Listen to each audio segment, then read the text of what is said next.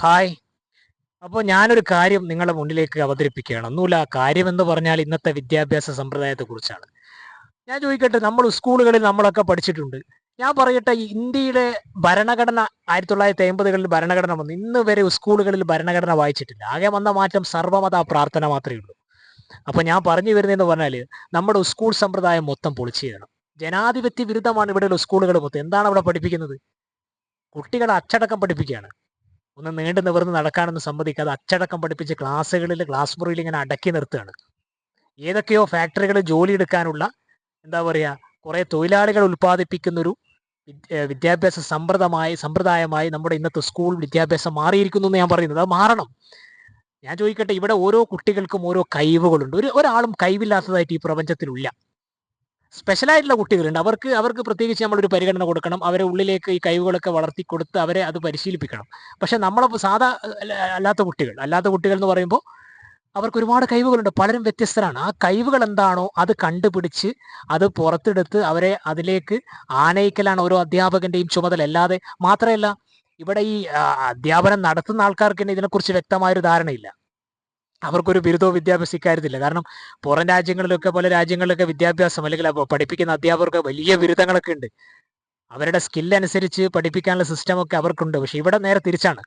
ഓരോ കുട്ടികളുടെയും കഴിവെന്താണോ അതറിഞ്ഞ് അവരെ എന്താ പറയുക പരിശീലിപ്പിക്കണം എന്നാണ് എനിക്ക് പറയാനുള്ളത്. ഇവിടെ അതില്ല. ഇവിടെ ആ സമ്പ്രദായം കാണാനില്ല. നമ്മുടെ സ്കൂൾ സമ്പ്രദായം എന്ന് പറഞ്ഞാൽ കുറെ ഇവിടുന്ന് ഒരു 10, 21, 20, 25 ഇത്രയോ വർഷം പഠിച്ചതിന് ശേഷം പുറത്തിറങ്ങുന്ന കുട്ടികൾക്ക് എന്ത് ചെയ്യണം എന്നറിയുന്നില്ല. പഠിച്ചിറങ്ങിയ കുട്ടികൾക്ക് അവരാരെങ്കിലും വിളിച്ച് തൊഴിൽ കൊടുക്കണം. ഒരു തൊഴിലില്ലാപ്പടയാണ് പിന്നെ ഇവിടെ ഇറങ്ങുന്നത് പഠിച്ചിട്ട്. എന്താണ് ചെയ്യണം? ഇനി മാത്രമല്ല, തൊഴിലിനെടുത്താലോ അവർക്കൊരു ട്രെയിനിങ് പീരീഡ് വേറെ. അപ്പൊ ഈ വിദ്യാഭ്യാസ സമ്പ്രദായം പൊളിച്ചതിന് ഏതോ ഒരു ഫാക്ടറിയിൽ ആളെ തൊഴിലാളികൾ ഉൽപ്പാദിപ്പിക്കാൻ വേണ്ടിയുള്ള ഒരു വിദ്യാഭ്യാസ സിസ്റ്റമാണ് ഈ ക്ലാസ് റൂമിൽ അടച്ചിരുത്തി പഠിപ്പിക്കുക. അത് മാത്രമല്ല, 2 ബെഞ്ചുകളിലായിട്ട് ഇപ്പാണ് ഒരുമിച്ചുള്ള ഈ ആൺകുട്ടികൾ ഒരുമിച്ചിരിക്കുന്ന സിസ്റ്റം ചില സ്ഥലങ്ങളിലൊക്കെ വന്നിട്ടുണ്ട്. അപ്പോ ഞാൻ പറയുന്നതെന്ന് പറഞ്ഞാല്, ഇപ്പോ ആ ഒരു സിസ്റ്റം വന്നിട്ടുണ്ട്. എങ്ങനെ അടുത്ത് അല്ലാതെ ആൺകുട്ടികളെയും പെൺകുട്ടികളെയും വേദരിച്ച് നിർത്തുക, ബോയ്സ് സ്കൂള് അല്ലെങ്കിൽ ഗേൾസ് സ്കൂള്, ഈ ഒരു സമ്പ്രദായം മാറണം. എല്ലാവരെയും ഒരുമിച്ചിരുത്തി പഠിപ്പിക്കണം. ആ ഒരു സിസ്റ്റത്തിലേക്ക് വരണം. സ്കൂളുകളിൽ അങ്ങനെ ഒരു സിസ്റ്റം ഇപ്പൊ കണ്ടുകൊണ്ടിരിക്കുന്നുണ്ട്. ആൺകുട്ടികൾക്ക് വേറെ സ്കൂള്, പെൺകുട്ടികൾക്ക് വേറെ സ്കൂള്. ആ സിസ്റ്റം പാടില്ല. എല്ലാവരും ഒരുമിച്ചിരിക്കണം. അതാണ് മാറേണ്ടത്. അങ്ങനെ ഒരു സിസ്റ്റമാണ് വേണ്ടത്. അത് മാത്രമല്ല, ഈ കുട്ടികളെ അടിച്ചിട്ട് എന്താ പറയുക, ഇപ്പൊ അതില്ല, അടിക്കുന്ന ആ സിസ്റ്റമൊക്കെ മാറി. അപ്പൊ ഞാൻ പറയുന്നത് പറഞ്ഞാൽ എന്റെ ഏറ്റവും പ്രധാനപ്പെട്ട വിഷയം ഇതാണ്. സ്കൂളുകളിൽ ഭരണഘടന വായിക്കണം. അതാണ് ഏറ്റവും ജനാധിപത്യം കുട്ടികളെ പഠിപ്പിക്കണം. ഇപ്പോൾ സ്കൂളുകളിൽ ജനാധിപത്യം വന്നത് അറിഞ്ഞിട്ടില്ല. ഇവിടെ ഭരണഘടന ഏത് സ്കൂളാണ് വായിക്കുന്നത്? ഒരു സ്കൂളും വായിക്കുന്നില്ല. ആകെ മാറിയത് ഒരു ചെറിയ മാറ്റം എന്ന് പറഞ്ഞാൽ സർവ്വമത പ്രാർത്ഥനയാണ്. അതൊക്കെ മാറണം. ഭരണഘടന വായിക്കണം. കുട്ടികളുടെ അവരവരുടെ സ്കില്ലുകളും കഴിവുകളും പറഞ്ഞ് അവരെ മനസ്സിലാക്കിയിട്ട് അവരതിലേക്ക് ആനയിക്കുക ചെയ്യേണ്ട അധ്യാപകന്മാർ. ഞാനൊരു ഉദാഹരണം പറയാം. കലാഭവൻ മണിയെ പഠിപ്പിക്കേണ്ടത് കണക്കല്ല, കലയാണ് പഠിപ്പിക്കേണ്ടത്. ഇതിൽ നിന്നെല്ലാം ഈ പറഞ്ഞത് തന്നെ എല്ലാം ഉണ്ട്. ഓരോ കുട്ടികളുടെയും സ്കില്ലറിഞ്ഞ് അവരെ കഴിവറിഞ്ഞ് അവരെ പരിപോഷിപ്പിക്കുകയും അവരതിലേക്ക് പിച്ച വെക്കാൻ സഹായിക്കുകയുമാണ് അധ്യാപകന്മാർ ചെയ്യേണ്ടത്.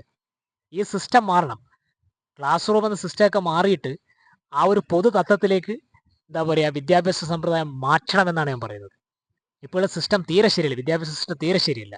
ഒരുപാട് കുട്ടികളെ ക്ലാസ് റൂമിൽ അടച്ചിരുത്തിയിട്ട് അവരെ എന്തൊക്കെയോ പഠിപ്പിക്കുക. അവരെ താല്പര്യങ്ങളോ അഭിരുചിയോ ഒന്നുമല്ല അവരെ പഠിപ്പിക്കുന്നത്. നോക്കണേ.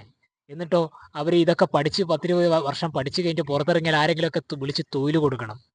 അതുവരെ ഇങ്ങനെ മേലോട്ട് നോക്കിയിരിക്കണം. ഈ ചെറിയ ക്ലാസ്സുകളിലൊക്കെ പഠിച്ച് വിദ്യാഭ്യാസം അവസാനിപ്പിച്ച കുറെ ആളുകളുണ്ട്. അവരൊക്കെ വലിയ ബ്രാൻഡ് കമ്പനിയും വലിയ ഹോട്ടൽസും ഇതൊക്കെ തുടങ്ങും. അവരെ കീഴിലാണ് ഇവർ അക്കൗണ്ടൻസ് ആയിട്ട് അല്ലെങ്കിൽ അക്കൗണ്ടന്റ് ആയിട്ടൊക്കെ ചേരുന്നത്. അപ്പൊ ഞാൻ പറഞ്ഞത്, നമ്മുടെ വിദ്യാഭ്യാസ സമ്പ്രദായം പൊളിച്ചെഴുതണം. അവരവരുടെ കഴിവുകൾ പരിപോഷിപ്പിക്കണം. ഓരോ വിദ്യാർത്ഥിയും വ്യത്യസ്തനാണ് എൻ്റെ മുന്നിൽ ഇരിക്കുന്നതെന്ന് അധ്യാപകന്മാർ മനസ്സിലാക്കണം. അതാണ് ഇവിടെ ചെയ്യേണ്ടത്. അപ്പോൾ നമുക്ക് പ്രത്യാശിക്കാം, ഇന്നത്തെ നമ്മുടെ ഈ വിദ്യാഭ്യാസ സിസ്റ്റം മാറും. സ്കൂളുകളിൽ ഭരണഘടന വായിക്കും. ജനാധിപത്യം മനസ്സിലാക്കുമെന്ന് നമുക്ക് മനസ്സിലാക്കാം. അങ്ങനെ മാറട്ടെ എന്ന് പ്രതീക്ഷിക്കുന്നു. എൻ്റെ ഈ കണ്ടന്റ് ഇഷ്ടമായെങ്കിൽ ലൈക്ക് ചെയ്യുക, ഷെയർ ചെയ്യുക, മറക്കല്ലേ.